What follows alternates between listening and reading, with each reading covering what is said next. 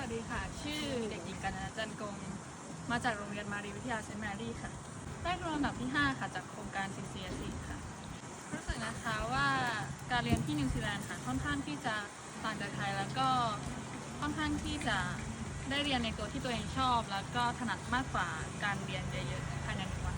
โค้ชค่อนข้างจะใจดีค่ะประสบการณ์ค่อนข้างที่จะยากกว่าที่ไทยตรงที่เวลาอยู่ที่ไทยเราจะคุยกับพ่อหรือแม่ที่อยู่ที่บ้านด้วย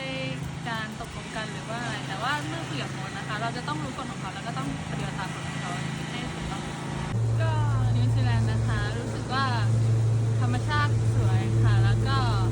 บรรยากาศค่อนข้างดีแล้วก็สถานที่ที่โรงเรียนก็น่าเรียนมากเพื่อนๆก็เฟรนลี่เพื่อนที่อยากจะมานิวซีแลนด์ในปีต่อไปนะคะก็แนะนำว่าให้เตรียมตัวดีๆค่ะแล้วก็ไม่ต้องห่วงอะไรเยอะแยะค่ะเพราะว่าเพื่อนที่โรงเรียนก็โอเคแล้วก็โฮสต์ก็ใจดีมากแนะนำว่ามาแบบปกติ